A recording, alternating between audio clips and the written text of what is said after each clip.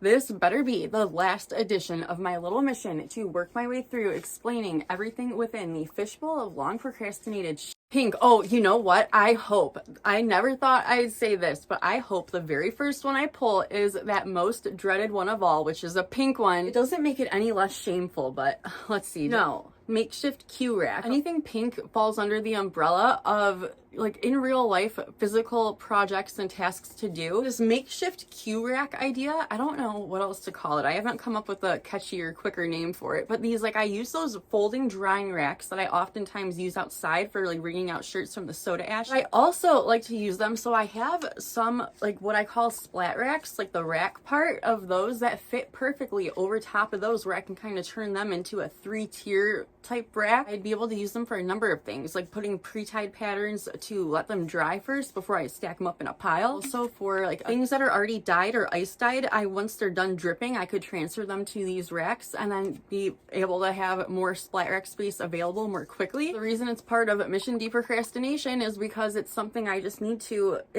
all of these things are so interconnected and intertwined that it's like that relates to other things, such as needing to keep my studio space organized and content ready all the time, and also just like organized enough to be able to have space to do that sort of thing. That was easy enough. I guess let's get another one out of the way. What if I'm able to get through all of the rest of these today? That would be insane. Okay, my finger's more on the green one. There's only 2 green ones left to go, and green is anything under the umbrella of outdoor content opportunities and seasonally, which are all seasonally restricted things, given that I live in the Midwest. Tiger lilies and hibiscus. How this relates to my online tie-dye shop is that I love getting, like, using nature for product photography as like a background. To me, it's so priceless to have those opportunities in my own backyard. One of them that was there for the last handful of years were these amazing tiger lilies. All of a sudden, both of the last 2 summers, they've been completely annihilated by these scarlet lily beetles. I'm not sure if this was implied, but I definitely never said how the